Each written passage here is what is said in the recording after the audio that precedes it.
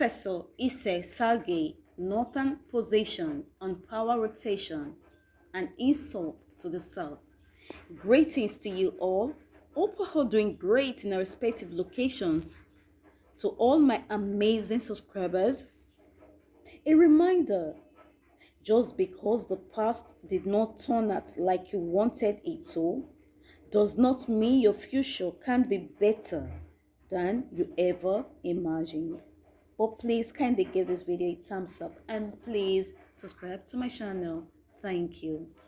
In 1953, when Tony and Nahuru moved a motion that independence should be in 1956, there was a row that arose out of that, and the North got so angry because they did not want to be swept with the Western educated South.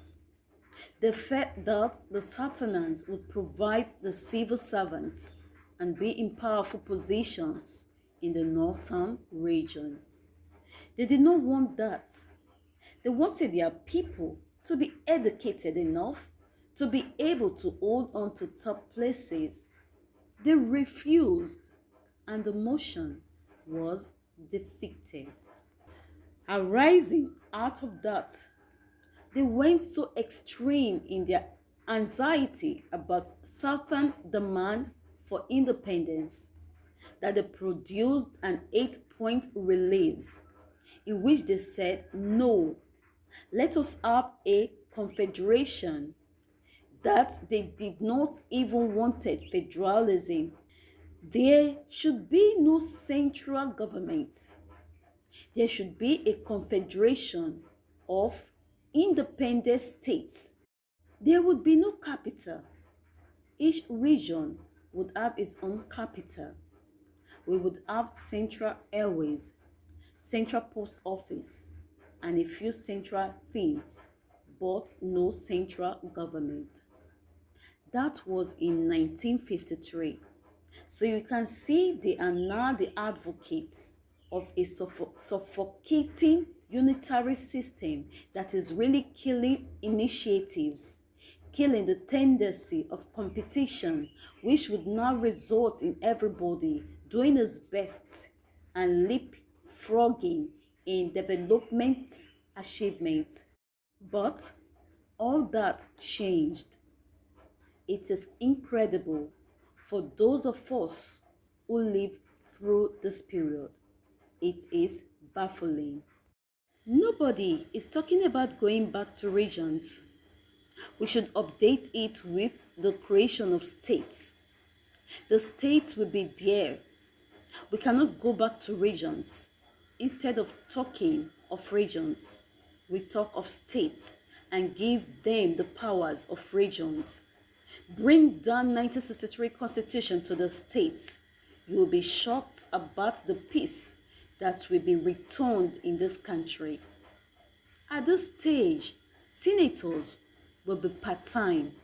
They will come for a month or two, pass the bills, and go back to their professions.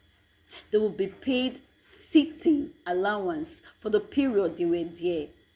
That's the way it used to be.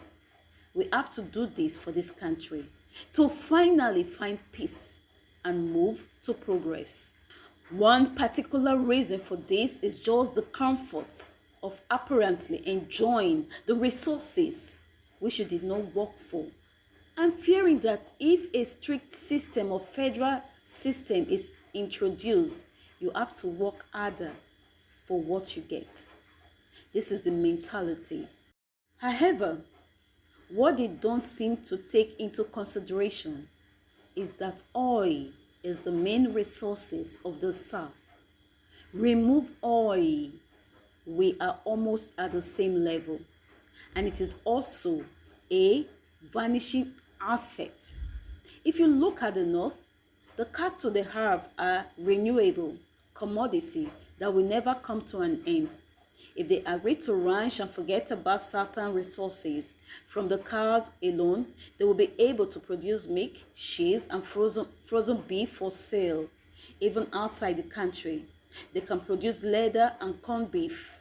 These people have a gold mine under their nose which they are ignoring, and they are carried away by oil resources which have a terminal date. Instead, they want to use all the profits from oil operations to develop oil in their own zone.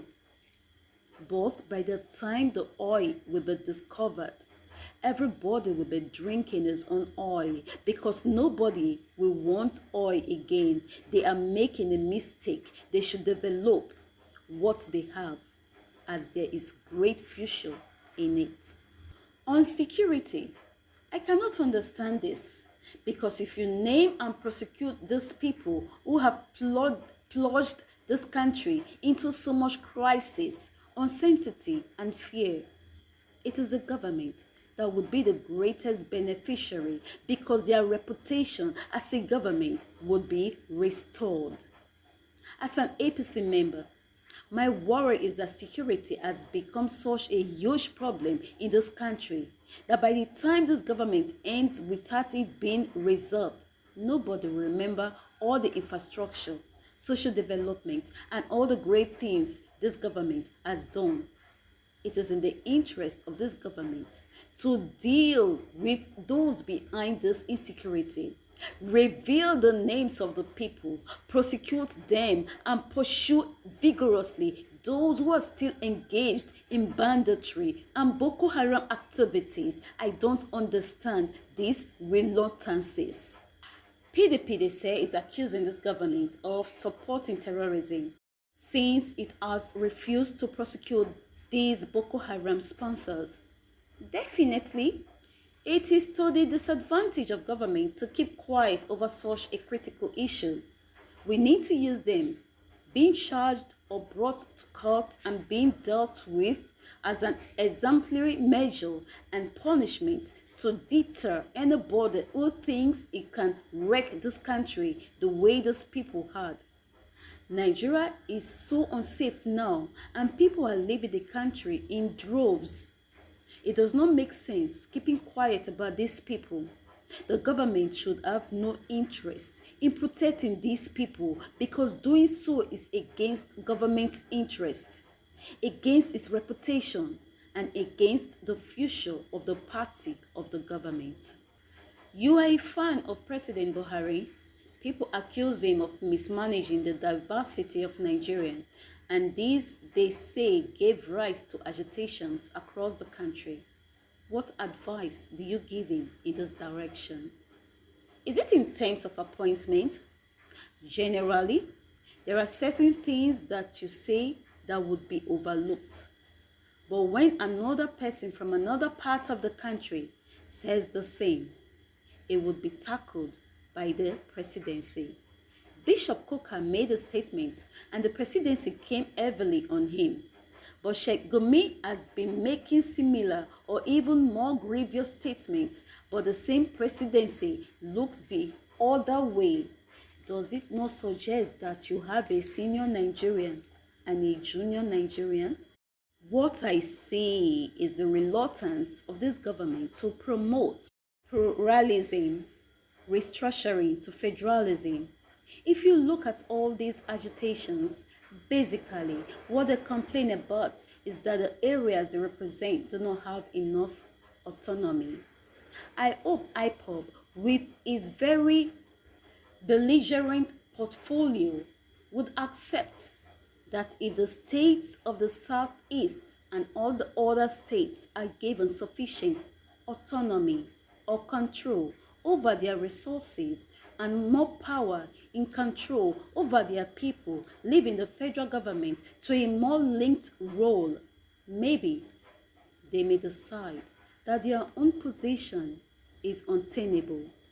Most of the people who are complaining are because they don't have enough local control over the governance of their people in a federating unit. You are under attack by armed robbers or herdsmen, and you don't have policemen. Southwest set up Amateko. They say it cannot be harmed. The herdsman is free to carry AK-47, and you are supposed to face him with bare hands. which is wrong.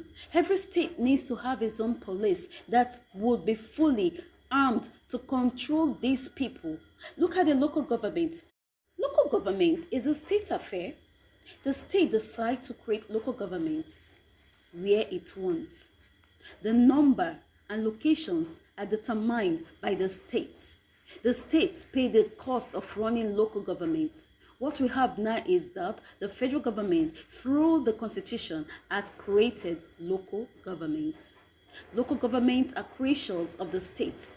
And you have a situation where local governments are listed in the constitution, creating a situation where the state cannot alter the number of local governments without going to the federal government, or where the local governments are paid directly from the federal for running their local government with the resources that have been contributed by the states. Why don't you let the states determine the number of local governments they want? It does not make sense. It is totally anti-federal.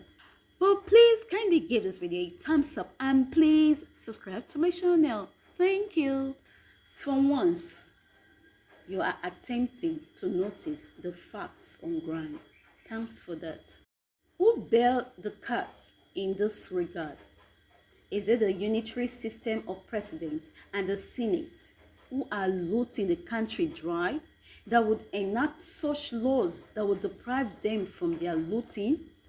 At this point, it looks like the too much knowledge of the Satanas has made them uneducated, as the Bible says in Ecclesiastes 1:18. For in much wisdom is much grief, and he that increaseth knowledge increaseth sorrow.